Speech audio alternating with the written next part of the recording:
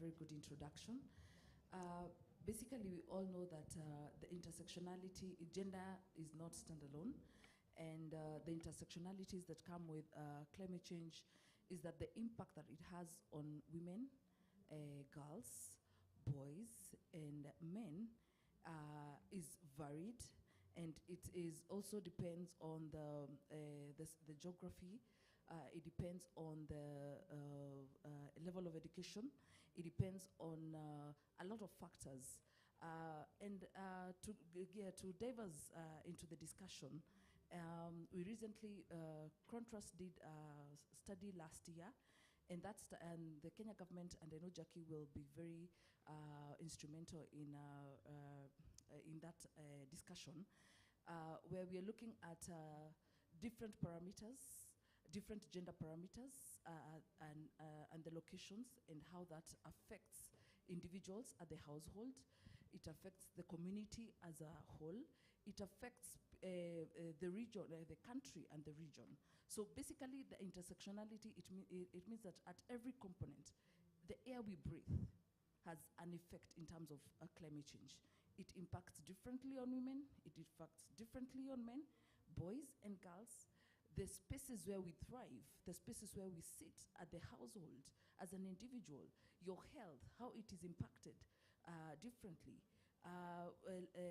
Looking at COVID-19 and its impact, we can see the impact that it had differently as individuals in terms of our health.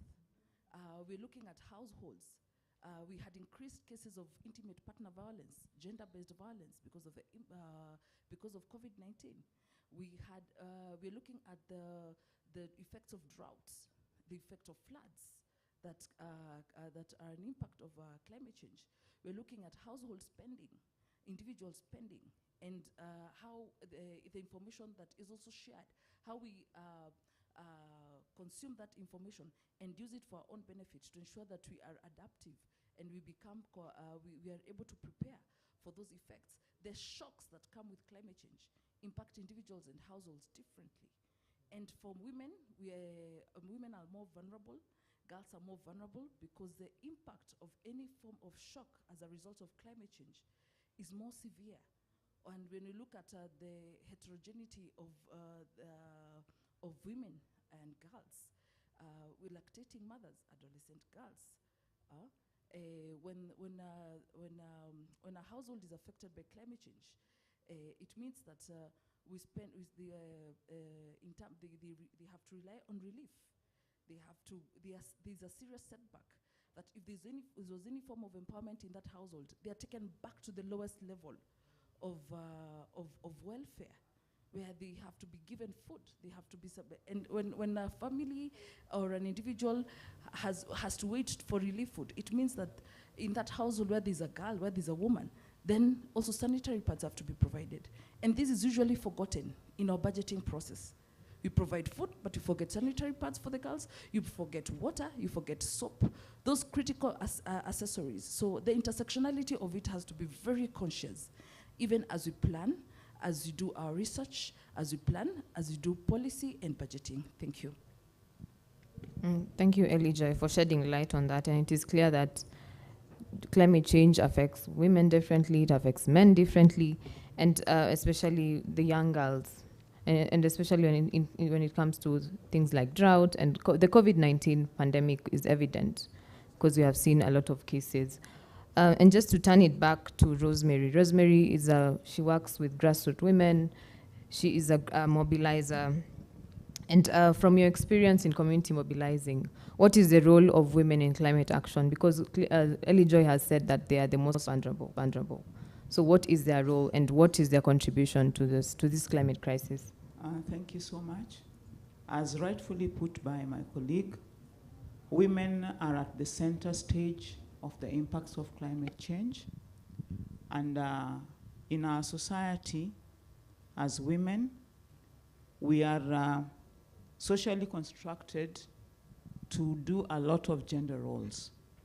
So with the impacts of climate change setting on us, then it means that our roles are a critical role in how we respond to the impacts of climate change, how we adapt, and how we mitigate these issues. So for me, as a grassroots campaigner, the thing is, how do we demystify the climate change impacts for the rural woman to understand her role and how she can be able to respond to these various issues.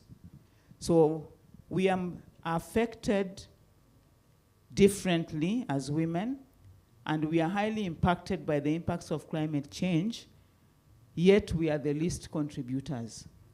Every single day, every woman interacts with 90% of natural resources, and she's supposed to know how to manage these natural resources to be able to respond to climate change. And this comes in the fact that women are the main family bearers. For example, if there's a drought or there's floods, it's the woman who has to really go out to look for the food. If there's an outbreak of diseases, she's the first to respond to these kind of issues. So the whole family actually depends on her. So they are at a greater risk of floods, disasters, and there are other socioeconomic factors that go along with it, because the African woman does not have full access to resources. She has limited access to resources. For example, she wants to do something on land. She cannot do it because she doesn't have full rights over that land and has to depend on the male gender to be able to be allowed to access these resources fully. Our women are hindered in terms of mobility during such catastrophes and such responses. Then we do not have equal access to resources. For example, access to education, access to economic opportunities, and this limit our ability to adopt, mitigate, and respond to issues of climate change. Then I talked about our gender roles and our cultural norms. They shape how we respond to climate change and how we make decisions in terms of what needs to be done. And this, at the end of the day, again, impacts us that we are not able to be on the decision-making table. So when policies and strategies are being laid, then our voices are missing out. So there is need for us to look for policies that really mainstream gender and giving a lot of emphasis on women to be able to also share what they have and the knowledge that they possess. Personally, I believe that indigenous knowledge blends and critically contributes a lot to scientific knowledge. So there is need for us to involve our women at the grassroots to be able to bring in the indigenous knowledge. And we are all aware that women are very unique in the way they bring in their responses. They're able to adopt differently in terms of energy saving, taking care of the environment. So they play a critical role in my perception. And then our women are still not fully in leadership. So we need to really encourage our grassroots women to be able to be involved in leadership. And for them to be involved in leadership, then it means that we really need to capacity build them, empower them, make them know what climate change is so that they are able to participate in this space effectively and fully. Thank you. Thank you, Rosemary, for the great work that you're doing in Siaya. And just to turn it back to Rose Akinyi, she works with Siaya Muungano Network, and they are also implementing a similar program to ours under the Voices for Just Climate Action. Tell us more about your work and towards realizing the meaningful participation of women in key climate processes. Thank you very much, Cindy, and thank you for having us, and also thank you to the listeners who are joining us today. Just to introduce myself again, my name is Rose Akinyi, and I work with Siaya Muungano Network. Siaya Muungano Network, we are a community-based organization based in Siaya, and one of our key thematic areas is around gender, climate justice, environment, and natural resource conservation. So we are basically working with women on issues around climate change and issues around gender and climate change.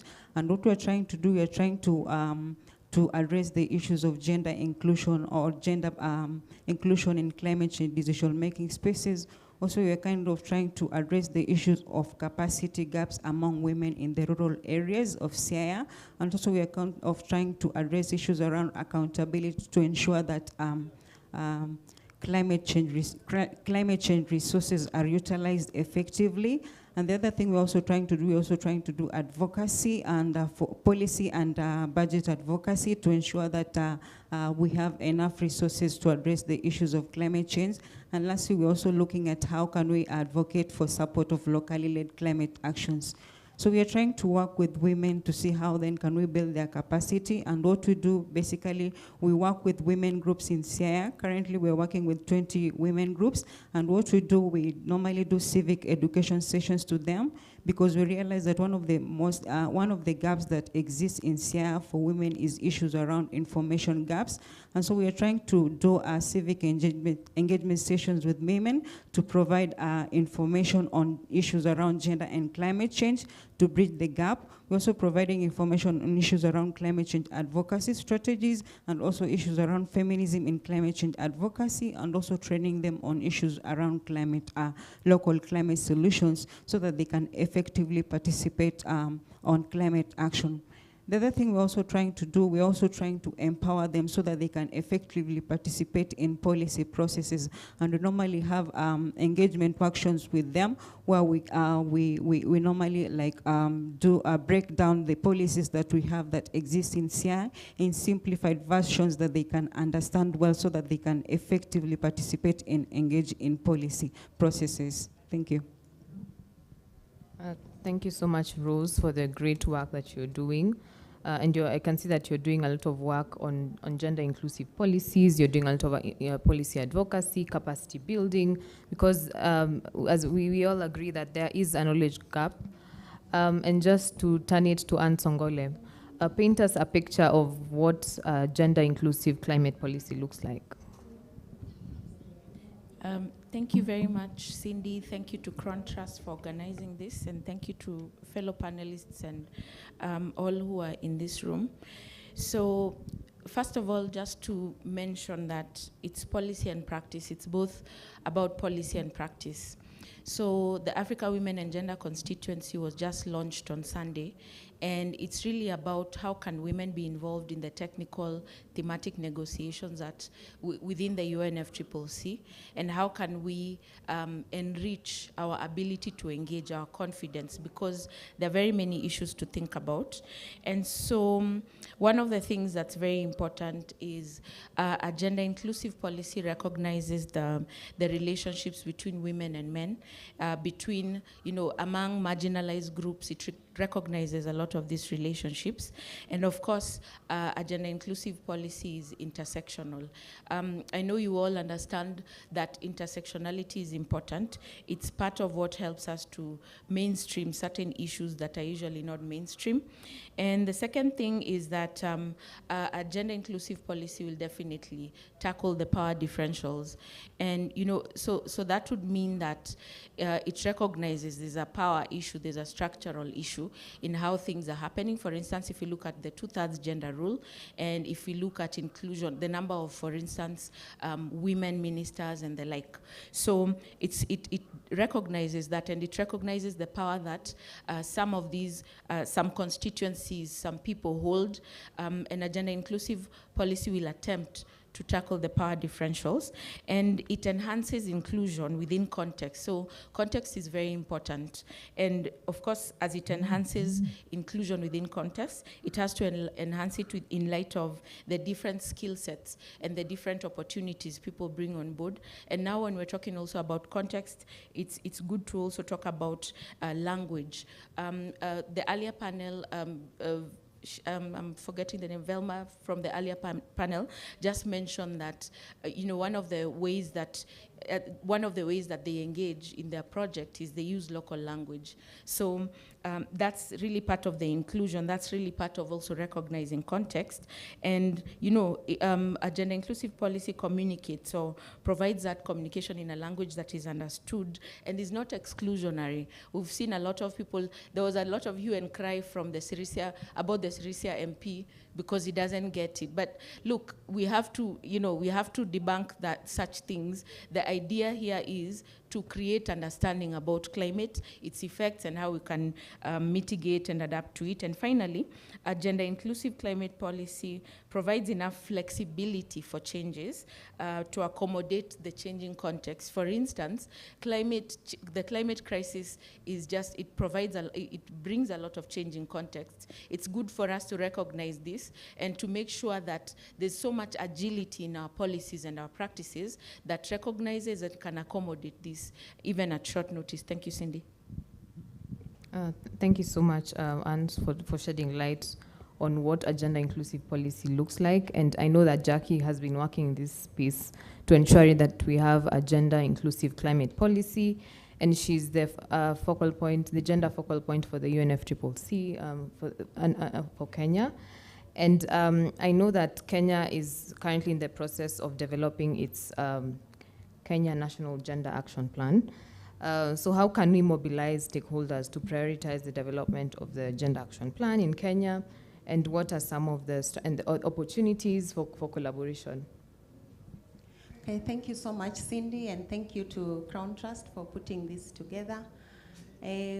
First, before I get to your question, just to emphasize or reiterate what Ellie Joy was explaining about the nexus between gender and climate change, and why we think actually gender matters in climate change issues, is the recognition that apart from just the impacts, there is also what we contribute as mankind to those impacts. So you find that our activities, domestic, industrial, and otherwise, as women and men, all these activities contribute to emissions in one way or the other. And that is why when we talk about climate change, we should look, we look at addressing the already existing impacts, but also how can we be aware of how we contribute to climate change impacts through our day-to-day activities as men and women. And therefore, when we are designing programs or initiatives, we also have to be live to that. What in cooking, if I'm using a charcoal jiko, how am I contributing to the issue of emissions as opposed to utilization of gas? And if I'm using a certain kind of car, of course, as a country, we are moving to electric cars and all that.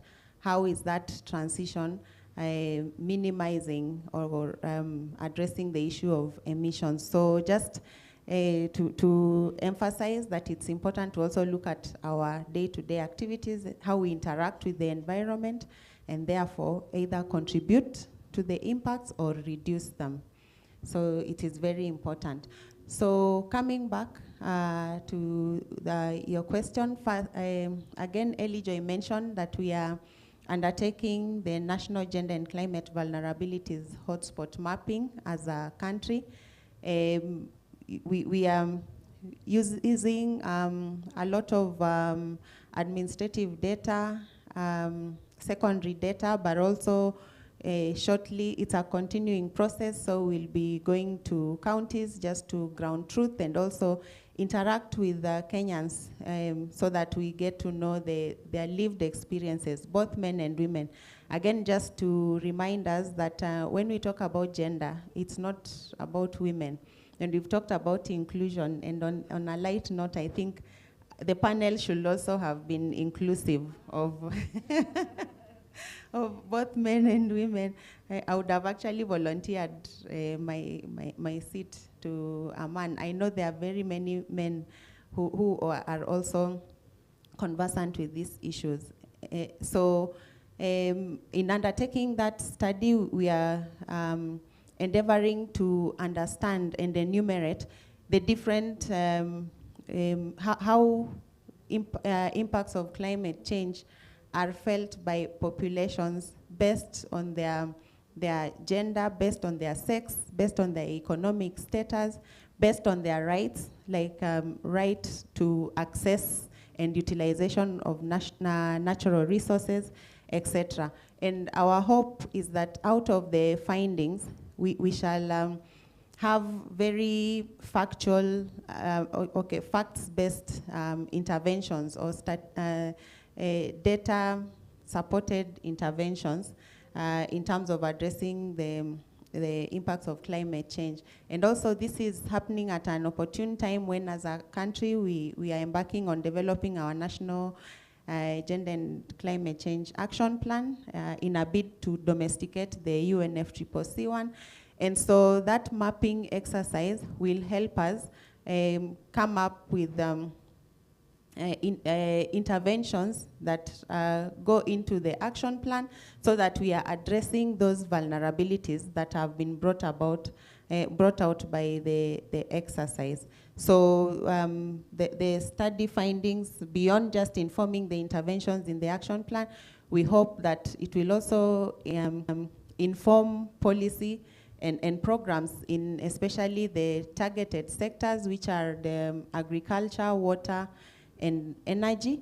And we are hopeful that when we do it successfully, we'll replicate the same to other sectors, because we know that no one sector is averse from from the impacts of climate change. All sectors are affected, and therefore we envisage doing similar exercises in that sectors. But these three were just the select few to kick us off, since they are also critical sectors that are impacted by climate change and contribute quite a bit to the GDP of our country. Thank you. Thank you, Jackie. And how can we access these findings? Is it available to everyone? It's a public, once we complete, it shall be a public report, because you know, most of the government reports are public documents. So I've mentioned that we are still in the process. Our goal is to finalize the study by the end of October, and hopefully to share the complete findings at the upcoming COP28. Thank you.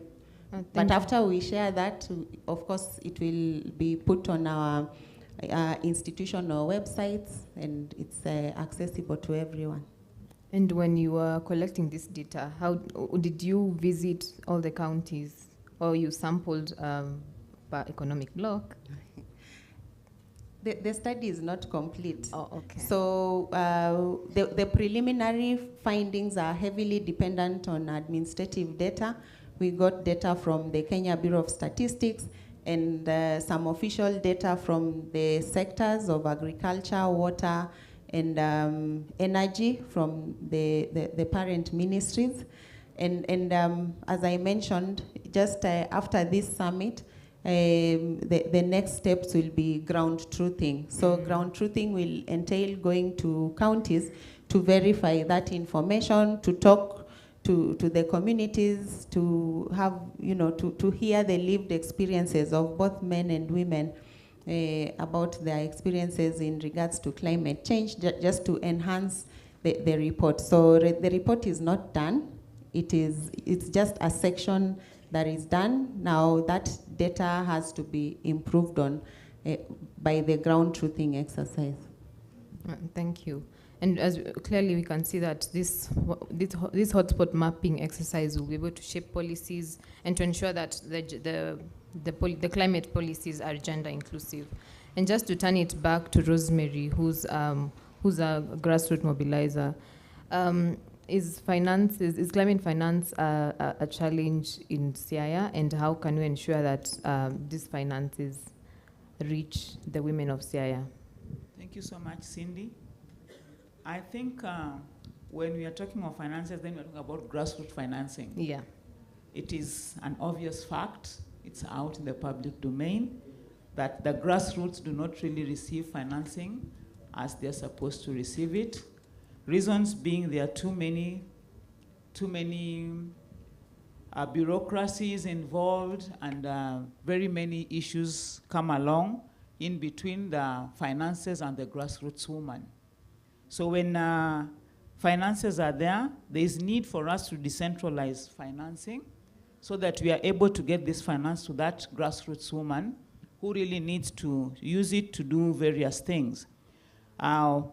We find that most of the times when financing is done, local organizations or local women groups do not receive this financing because of the way proposals are done, the way ideas are put. So me as a grassroots woman, I would say we need to really decentralize funding and decentralize financing for the women. I would want to see a scenario whereby I'm not supposed to write a proposal in very many big English words. I would want to see a scenario whereby they come and ask me as a grassroots woman, what do I think I want to do? And just from the language and talking to me, you're able to understand what I really want to do, and you're able to get the concept, and you're able to give me the money. So I'm looking at a situation whereby in the near future, you would just want proposals whereby maybe a woman has just taken a short video of her using her energy cooking stove, and she's explaining how this is impacting the environment and how she's reducing the carbon footprints by whatever she's using. Then I would want to also say that we require capacity building for the grassroots woman, and simple capacity building. Let us do these things, even if possible in the local language.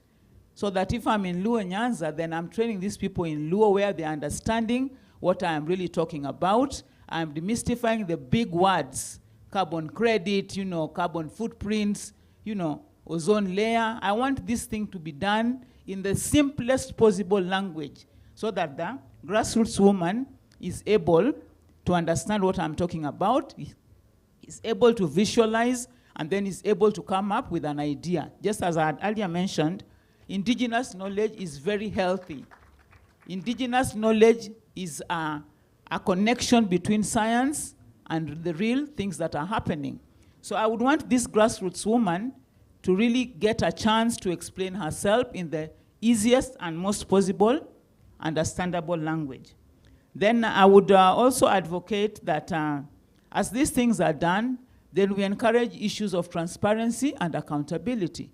Many a times we realize that when organizations receive money, the women or the grassroots communities are not able to understand what was really put in that proposal. You just come in and say, we have money for energy cooking stoves. They really don't understand what is really expected out of them.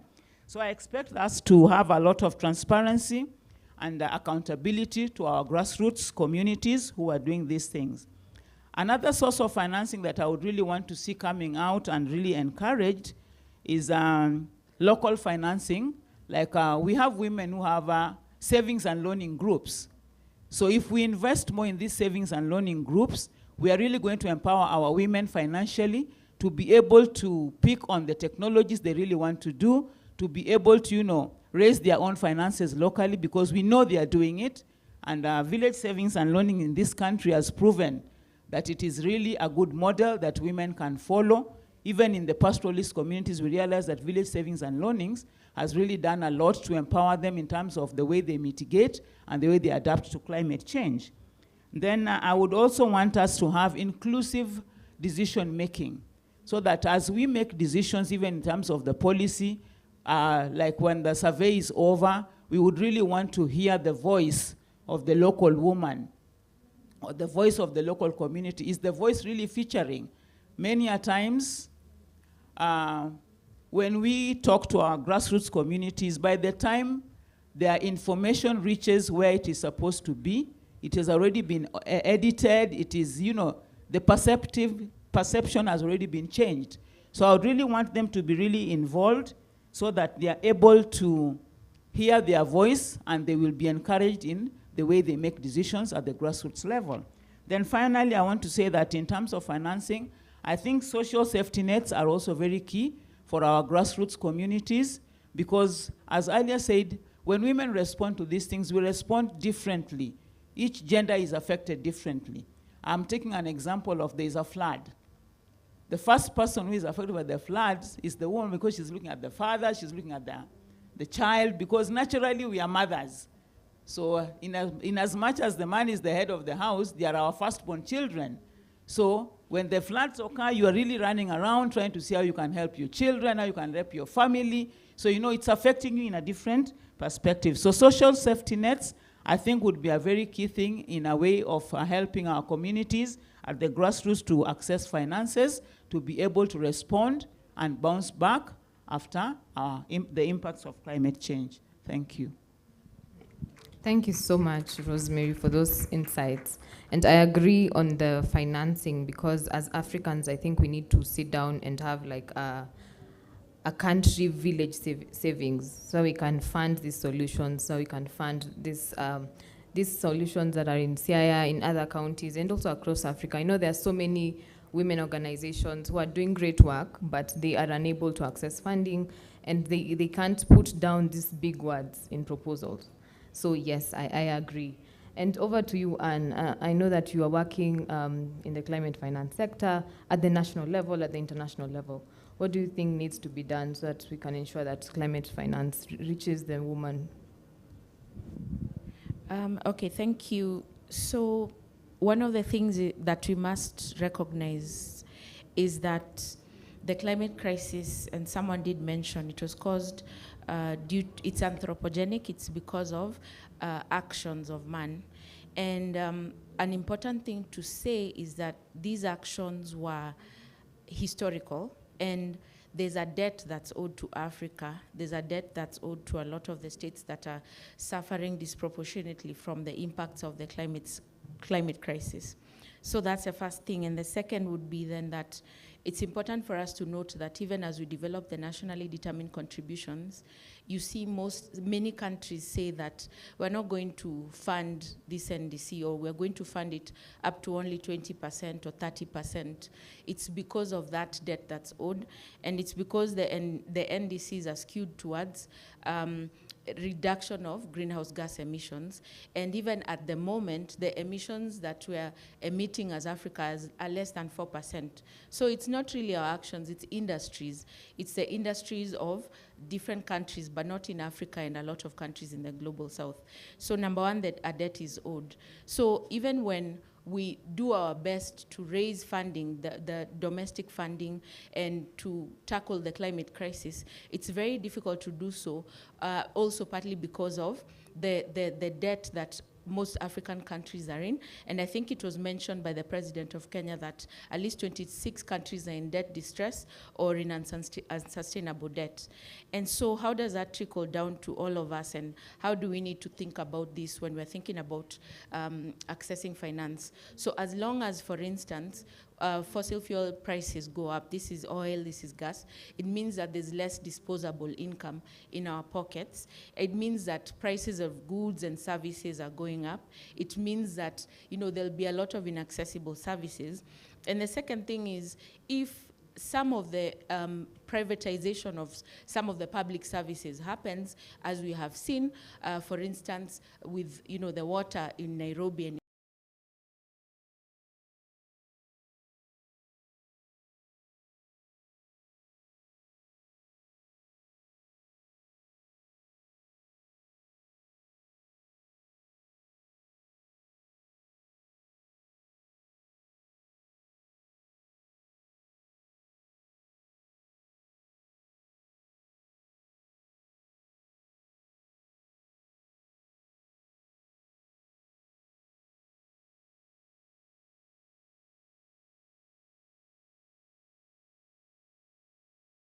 ways. There's even the Flocker project, the way it's been fashioned, you can find that there's a way that communities can access the financing. Even the way the Climate Act is, the initiatives in counties, you can find that these are some of the ways women can be involved in the decision making at the ward level and all those levels, and they can also find access to the climate finance. And when it comes to these other, the Green Climate Fund and all of those others, of course we know it's very difficult to access this funding, but for instance, for the Loss and Damage Fund, the idea is to come up with a mechanism that's better or faster to deploy than the GCF and these others. And I think there are many more that we can talk about at a later time. Thank you, Cindy. Thank you so much, Anne, for shedding light on climate finance.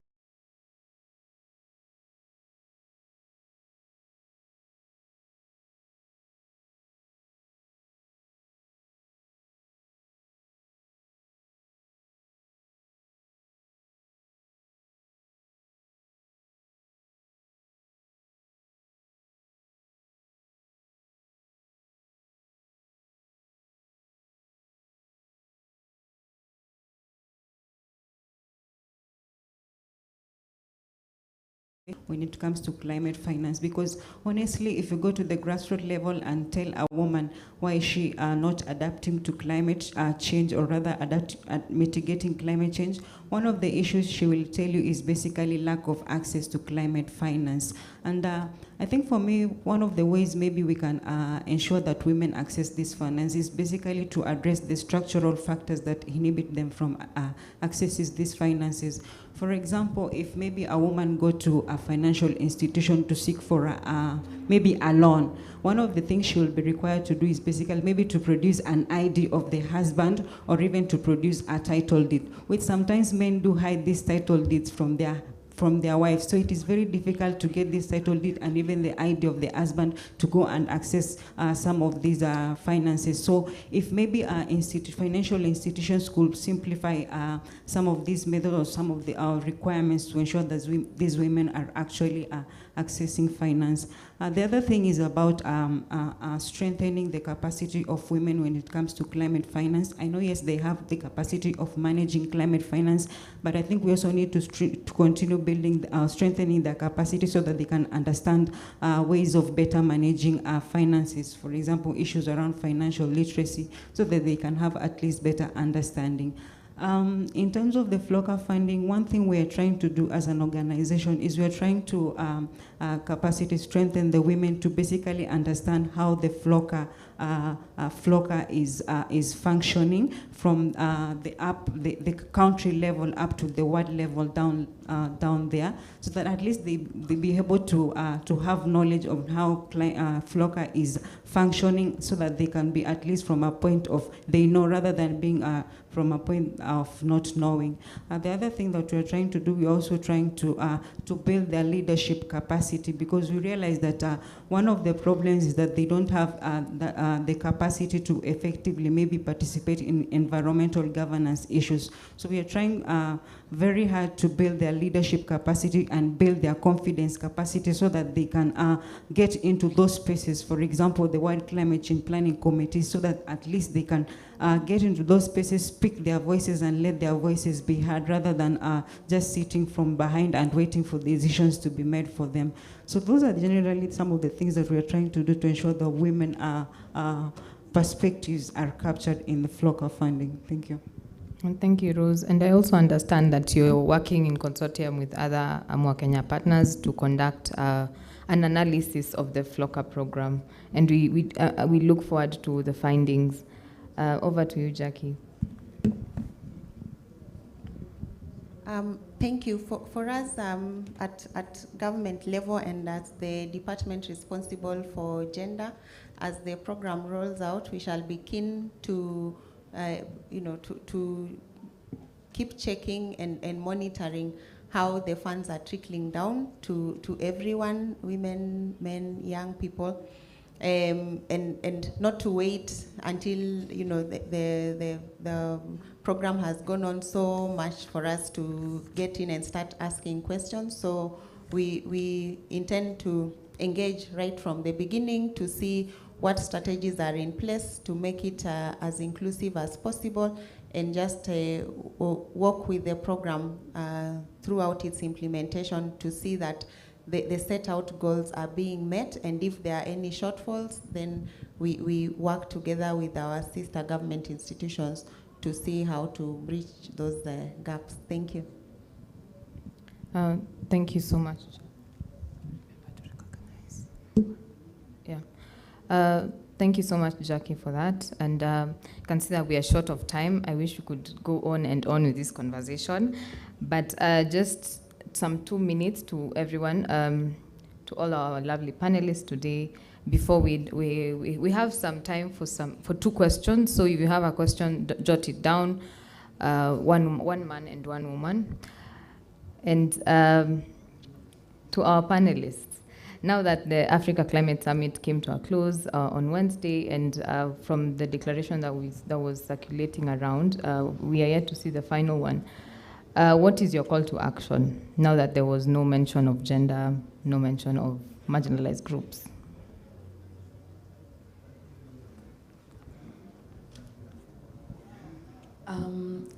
It was disappointing that we never got as much as the discussions were being held at the First Ladies Pavilion, all gender-related discussions and on climate change were being held at the First Ladies Pavilion. There was no action that was articulated at that in the closing remarks. But however, we'll continue that push because I know Africa Group of expert negotiators is working very well with certain African countries and being led by a very able Jackie, who is part of that team, and a number of technical working group members to push for the gender recognition of gender and climate change vulnerability as one of the position papers in COP28. So that study that Jackie mentioned will be able to form that and build to that case. And whatever other country positions are also working on, like what you have mentioned is happening in terms of doing those action plans, that will give us the push. And we all know, always, the gender agenda is always forgotten in most of these high-level political positions and discussions and papers. So we need to have that push, deliberate push, to push for that agenda. I was very impressed with the Climate Change Act of the bill that was the Climate Change Amendment Bill that was passed on, that was assented by the President of Kenya on the 1st of September 2023. It has clear gender provisions and gives powers to the Cabinet Secretary and the Climate Change Council to provide provisions on gender equality and intergenerational interventions. So that's a starting point. We have quite a number of clauses for Kenya that we can start pushing and give us the goodwill in terms of the policy and legal frameworks. And then now the planning process and budget allocation for the same. So the implementation is always a challenge. Yes, we have been forgotten in all of the critical positioning, but we have other provisions that give us the leeway to be able to ensure that there's adequate implementation, and we hold also our governments accountable for their commitments. Thank you. Thank you, Ali Joy. Rosemary, 1 minute. Thank you so much, Cindy. It is very sad. Truly. That each time we talk, we make policies, the gender issue is always forgotten. As a country, we are still struggling with the 2/3 gender rule.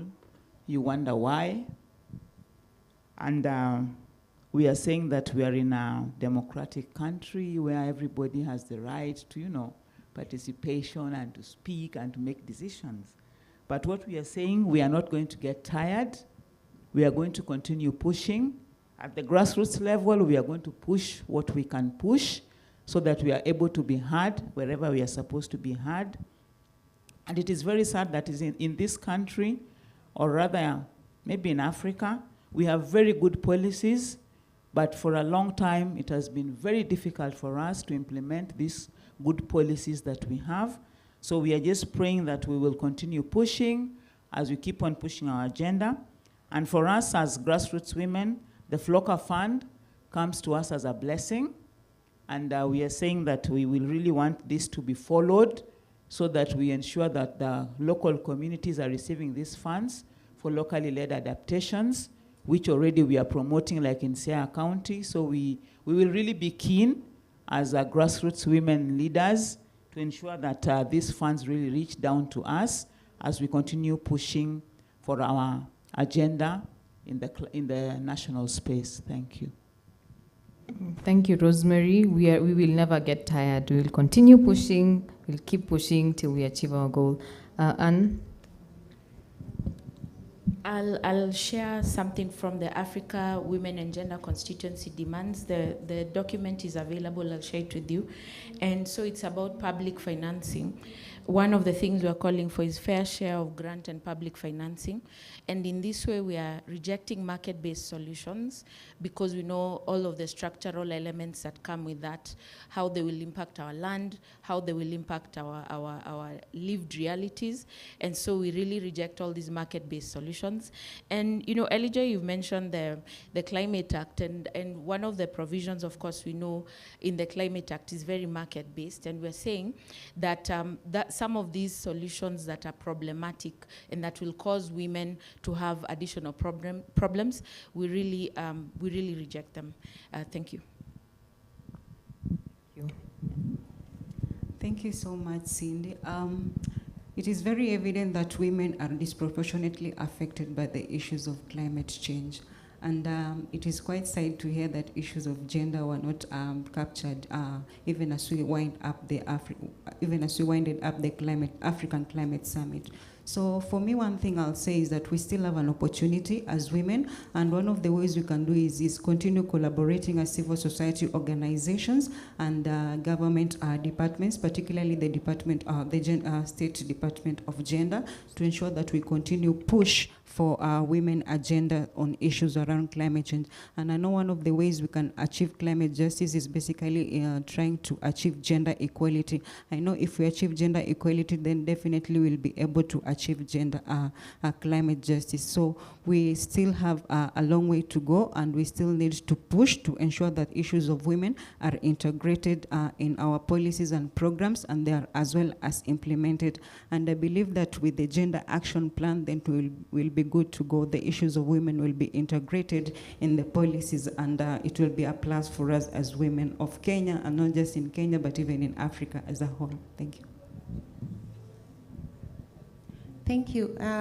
For me, I would want to stay positive that climate change is affecting us as individuals, as citizens in our respective countries. So irrespective of the declaration not having explicitly mentioned gender or women, it doesn't stop us from doing what we are doing. As colleagues have indicated here, we continue pushing, carrying on with the various actions and interventions for the good of our planet. And also just making reference to some of the provisions within the declaration, there was a mention of other documents, regional and global, which have gender provisions. So for us, I think it would be important to interrogate that declaration further, and where there is a reference to another document that we know has the gender provisions and are supposed to be implemented at national level, it is our role to then ensure that we hold our governments,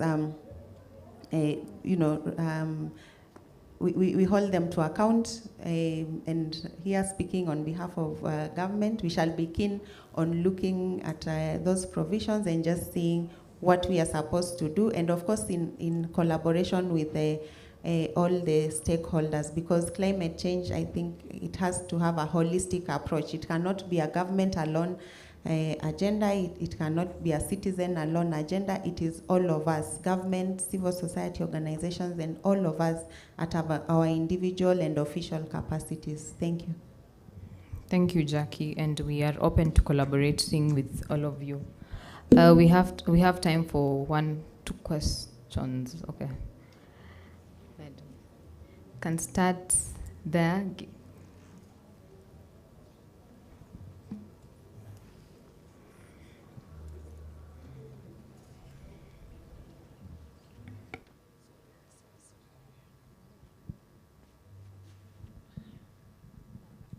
Good morning, everyone.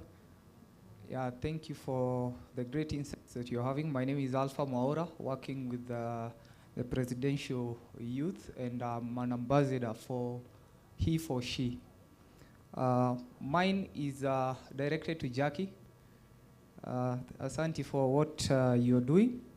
However, we will need to start holding you to account from now that we need timelines for the inclusion, whether it is in terms of information, having something, use technology. We can have it on site. We don't need to come to your offices. So many young people, and not just someone like me, even at the grassroots. Let us have that bottom-up approach in terms of simplifying the language to the common mwananchi, so that they are able to understand what really climate change is about in a simple language. And just to encourage all of us at the panel there, that let us communicate through action, and that every challenge offers an opportunity for us to improve. Thank you. One more question.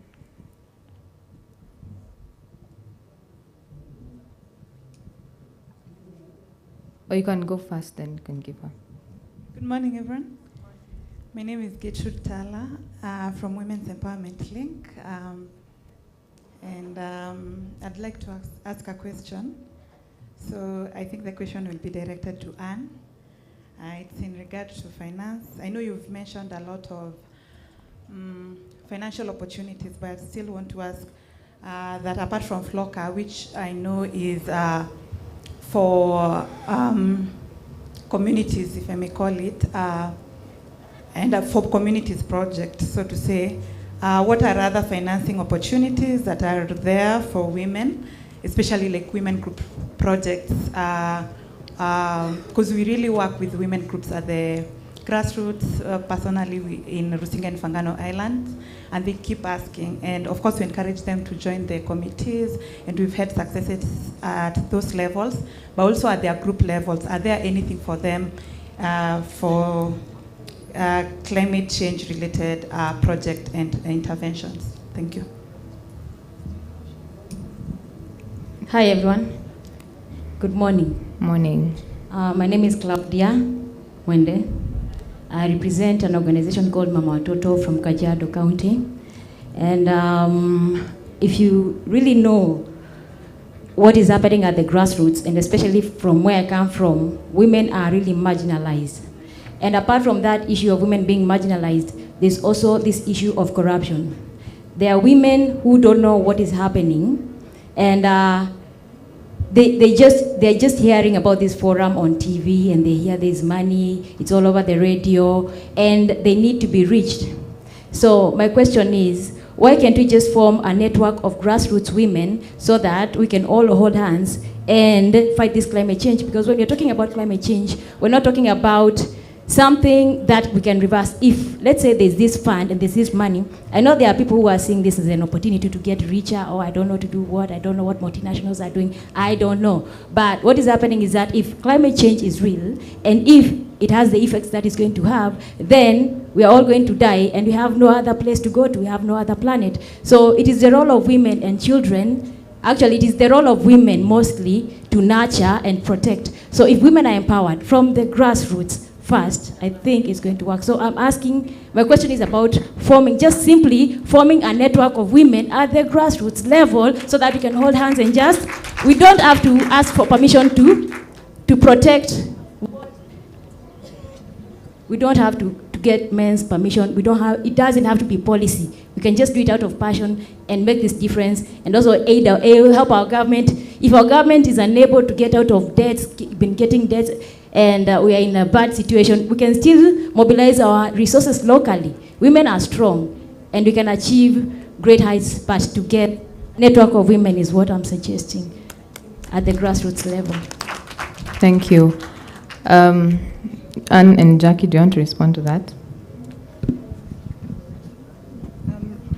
I don't think the gentleman asked a question. I think he was recommending, and it was on the issue of timelines, inclusion. I don't know specifically which timelines, but for us as government, when we develop an action plan, of course it will be time bound. What are we implementing in the first year, second year, and all that? And most of you who've interacted with governments, when you have an action plan, the activities in that action plan go into your performance contracts. So at the end of each financial year, you're evaluated on how you've done, whether well, bad, why, So at least there's some measurement that is already institutionalized. But in regards to when we carry out studies or do reports on various thematic issues, you know that this government is very intentional on issues digitalization. And so most of the things we do, we post on our websites Twitter pages. If I welcome you to follow the Twitter handle of the State Department for Gender. You'll always be abreast with what is happening, what we are doing, where we are. And of course, we are keen on inclusion, even as we shall be developing the Gender Action Plan, the Gender and Climate Change Action Plan. We shall be deliberate to ensure that the young people's voices, even children's voices, are in that plan. There's something for everyone, because it's for all of us, and we believe in leaving no one behind. Thank you. Thank you, Jackie. And in 1 minute. Yeah, so thank you. And we can engage bilaterally, but the government has this community-driven development project that's been providing grants to host communities, where, especially in frontier counties. I think that's one place that there's funding, although I think it's coming to a close. Maybe there'll be a phase 2. Then the African Development Bank has the Africa Adaptation Initiative, and this is funding for a number of startups, so I think it's just thinking about some of these windows, but I'll catch you bilaterally, and yeah, we can talk a little more. Thanks. In response to the women networks, Crawn Trust hosts the National Women's Steering Committee. Last week they held the Women's Rights Convention, and Kajiado is no exception. There's representation, but I have been a beneficiary of those movements and seeing the growth of women who are illiterate, but their voices are heard at that level. And the Crawn Trust, with its partnership, does not leave it at that. They partner not only at county level, but at national and international level, and it will be of great interest if you talk to them after this discussion. Thank you. Yeah, thank you. I think we will have a chat later on, so you can join the National Women's Steering Committee. And I also invite anyone who's interested, any woman, any grassroots woman, to join our movement. And I have been your moderator for today. My name is Cindy Kobe, and I'm working with Crawn Trust. And from our discussion, we can see that we need to join this movement, ensuring that there is gender-inclusive policies, there's gendered considerations in our climate policies. And we also need to mobilize local resources to fund the grassroots movements, to fund the solutions that are in our communities. And we will continue pushing. We reject market-based solutions. And collaborations are open with government, with stakeholders, and we look forward to partnering with you and everyone else. I'd also like to acknowledge Akina Mama Africa, who are supporting us to ensure that there is meaningful participation of women and girls in climate processes, and also the Voices for Just Climate Action. Thank you so much to our panelists. Let's have a round of applause to them as we transition to the next side event.